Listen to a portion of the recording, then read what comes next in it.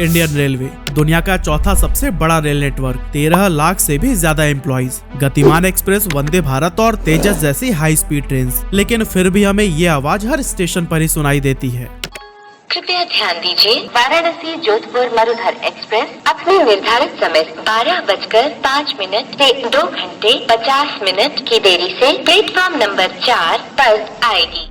पिछले साल सिर्फ 7 महीनों के अंदर ही इंडियन ट्रेन 1,27,00,000 मिनट लेट हुई थी, जो लगभग 24 साल के बराबर का समय है। लेकिन अब सवाल यह है कि आखिर कई सारी सुपर फास्ट ट्रेन होने के बावजूद भी इंडियन ट्रेन इतना स्लो क्यों चलती है और हमेशा लेट ही क्यों हो जाती है। आज के इस वीडियो में हम सब कुछ जानने वाले हैं।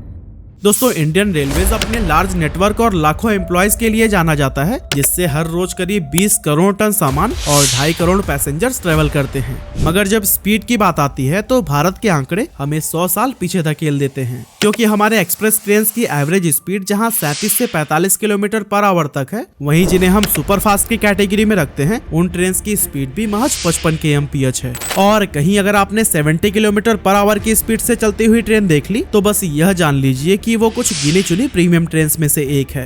तो दोस्तों, ओवरऑल रफ्तार के मामले में हम जापान, फ्रांस, चाइना और जर्मनी जैसे देशों के मुकाबले बहुत पीछे हैं, क्योंकि वहां पर ट्रेन 300 किलोमीटर पर आवर से भी ज्यादा की रफ्तार से चल सकती है। वैसे कहने को तो हमारी भी कुछ ट्रेन की top speed 180 kilometre per hour है, लेकिन पटरी पर वो 100 या फिर 120 की स्पीड भी नहीं पकड़ पाती है।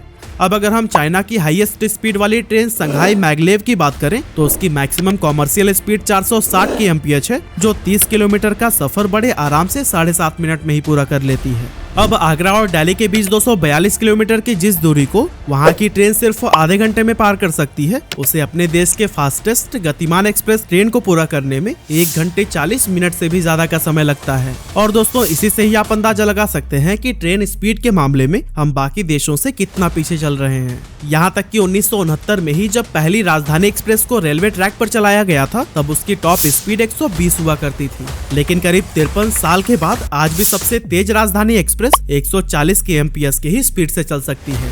और हाँ, ध्यान दीजिएगा, मैंने ये बोला है कि चल सकती है, क्योंकि एवरेज स्पीड तो 80 को भी क्रॉस नहीं करती। और दोस्तों, जब भी पब्लिक इस स्लो स्पीड को लेकर सवाल उठाती है तो ऑफिशियल्स के पास हमेशा अलग अलग बहाने होते हैं। लेकिन चलिए हम आपको बताते हैं भारत में ट्रेन लेट होने के कुछ genuine reasons. Number 1, heavy conjunction on tracks. दोस्तों, पूरे देश में ही रेलवे ट्रैक का एक जाल बिछा हुआ है, लेकिन अब भी यह उससे बहुत कम है जितना कि एक्चुअल में रेलवे को नीड है। हर थोड़े थोड़े समय पर नई नई ट्रेन का उद्घाटन तो कर दिया जाता है, लेकिन वो दौड़ेगी किस ट्रैक पर, इसे सोचने में ज्यादा दिमाग ही नहीं लगाया जाता। फिलहाल इंडिया के पास 22,593 से भी ज्यादा ट्रेन हैं, लेकिन ट्रैक्स की लंबाई सिर्फ 68,000 किलोमीटर है। और पता है, इसमें से 54,000 किलोमीटर तो ब्रिटिशर्स ही बना कर गए थे, यानी कि पिछले 76 सालों में हमारी गवर्नमेंट ने सिर्फ 14,000 किलोमीटर के ही ट्रैक्स बनाए हैं। साल 2000 में जहां डेली पैसेंजर ट्रेन की संख्या 8,520 थी, वहीं अब हर रोज हमारे देश में 13,169 ट्रेन दौड़ती हैं। लेकिन ट्रैक्स को रिक्वायरमेंट के हिसाब से बिल्कुल भी नहीं बढ़ाया गया है, यानी समय के साथ ट्रेन की संख्या तो बढ़ रही है, लेकिन ट्रैक वहीं का वहीं है। और यही वजह है कि किसी ट्रेन को आगे बढ़ाने के लिए दूसरी ट्रेन को रुक कर इंतजार करना पड़ जाता है, और फिर नतीजा यही सामने आता है कि हमारी ट्रेन घंटों लेट हो जाती है। Number 2, poor infrastructure. दोस्तों, पुअर इंफ्रास्ट्रक्चर की वजह से ट्रेन की स्पीड पर कई तरह के इम्पैक्ट पड़ते हैं। इंडिया में बहुत सारे ऐसे आउटडेटेड ट्रैक्स हैं जिन्हें रिपेयर या फिर सीधा रिप्लेसमेंट की जरूरत है। अगर हम नए रेलवे ट्रैक की एवरेज लाइफ देखें तो वो 25 से 30 सालों तक की होती है, लेकिन हमारे यहाँ तो 50 साल से भी ज्यादा पुराने ट्रैक्स मौजूद हैं, जिन पर ट्रेन को चलाना काफी खतरनाक हो सकता है। इसके अलावा पुअर इंफ्रास्ट्रक्चर की वजह से ट्रेन की स्पीड पर कई तरह की टेम्पररी या फिर परमानेंट रेस्ट्रिक्शंस लगाए जाते हैं, जैसे कि पुराने ब्रिज पर स्पीड को स्लो डाउन करना, खराब ट्रैक के लगातार चलने वाले मरम्मत के वजह से ट्रेन की स्पीड कम करना, या फिर घनी आबादी वाले शहर को पार करते हुए धीमा चलना। इस तरह के कई सारी रुकावटें हैं जिसकी वजह से हमारी ट्रेन कभी भी टाइमिंग के साथ मैच नहीं कर पाती। अब एक नजर हम जापान की ट्रेन पर डालें तो वहाँ की सारी ट्रेन बुलेट नहीं है, बल्कि वहाँ पर भी बहुत सारे नॉर्मल एक्सप्रेस ट्रेन हैं, जैसे कि सुपर हिटाची एक्सप्रेस, जिसकी स्पीड 130 किलोमीटर पर आवर की है। लेकिन वहाँ का इंफ्रास्ट्रक्चर ऐसा है कि वो ट्रेन अपनी हाई स्पीड पर भी चल सकती हैं। अब हमारे पास वंदे भारत एक्सप्रेस की तरह 180 की रफ्तार से दौड़ने लायक ट्रेन तो है, लेकिन उसे परमिशन 110 या फिर 120 किलोमीटर की रफ्तार से भी दौड़ने की नहीं है, और ऑन एन एवरेज यह ट्रेन सिर्फ 83 के ही स्पीड से चल पाती है। वहीं दूसरा एग्जाम्पल अगर हम ले ओडिशा के पुरी और नई दिल्ली के बीच चलने वाली पुरुषोत्तम एक्सप्रेस की, तो इस ट्रेन की टॉप स्पीड तो 130 किलोमीटर पर आवर की है, लेकिन यह अपने एवरेज स्पीड में सिर्फ 60 के रफ्तार से ही चल पाती है। जाहिर सी बात है कि अच्छी इंजन कैपेसिटी होने के बावजूद भी खराब इंफ्रास्ट्रक्चर की वजह से हमारी ट्रेन स्लो चलती है और हमेशा लेट होती है। Number 3, dirty politics. अब देखिए, हमारे वहाँ के जो नेता लोग हैं ना, उनका सबसे पहला गोल यही रहता है कि अगले बार के चुनाव में भारी वोटों के साथ विजयी होकर वापस सत्ता में आना है। ऐसे में जो 4-5 साल का उन्हें समय मिलता है, उसमें वो कोशिश करते हैं उन कामों को करने का जो कि लोगों को साफ साफ तौर पर दिखाई दे, जिसमें सबसे ज्यादा है ढेर सारे ट्रेन को लॉन्च करना।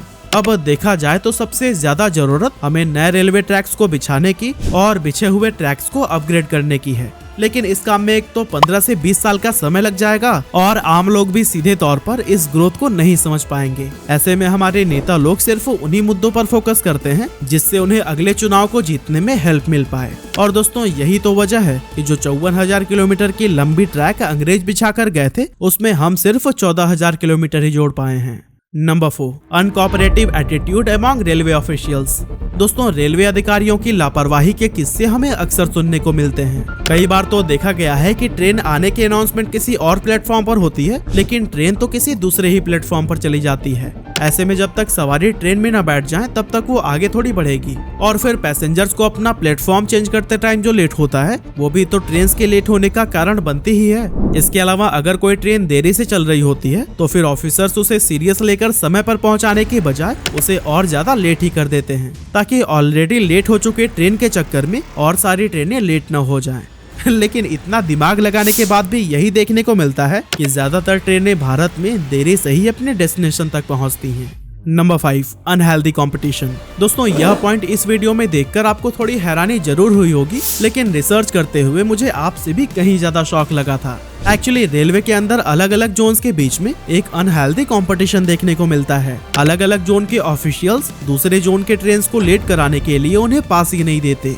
नवंबर 2017 में नॉर्थ सेंट्रल रेलवे के ऊपर यह आरोप लगाया गया था कि वो हरियाणा के पलवल स्टेशन के आउटर पर कई सारे ट्रेन को जानबूझकर रोक देता था, ताकि उनकी ऑन टाइम परफॉर्मेंस और जोन्स के मुकाबले बेहतर हो सके। और दोस्तों, ये अनहेल्दी कंपटीशन का नतीजा ये होता है कि ट्रेन घंटों तक एक ही स्टेशन पर खड़ी रह जाती है, और जब एक जगह ट्रेन लेट हो गई तो फिर खराब इंफ्रास्ट्रक्चर की वजह से उसे वापस से अपना पंक्चुअल टाइम पकड़ने में बहुत सारे चैलेंजेस का सामना करना पड़ जाता है।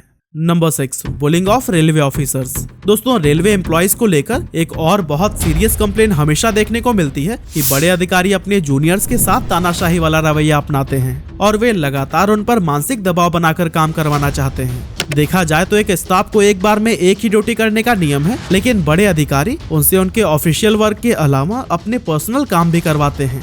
इस तरह के खराब रवैये की वजह से स्टाफ को हमेशा मानसिक तनाव से गुजरना पड़ता है और बैड वर्किंग एनवायरनमेंट में कभी भी कोई काम ठीक ढंग से या फिर समय पर नहीं हो पाता, क्योंकि जो समय अधिकारियों को रेलवे की सेवा में लगाना चाहिए उसमें से ज्यादातर समय वो इंटरनल पॉलिटिक्स में इन्वॉल्व होकर खराब कर देते हैं। हालांकि दोस्तों, सरकार नेशनल रेल प्लान विजन 2030 और मिशन सत्यनिष्ठा जैसे स्कीम्स लाकर इंडियन रेलवे के प्रॉब्लम्स को सॉल्व करने का प्रयास तो कर रही है, लेकिन सफलता किस हद तक मिलेगी ये तो आने वाले टाइम में ही पता चल पाएगा। वैसे आपका ओपिनियन भी हमारे लिए बहुत मैटर करता है, इसीलिए अपने सुझाव भी हमें कमेंट जरूर करिएगा।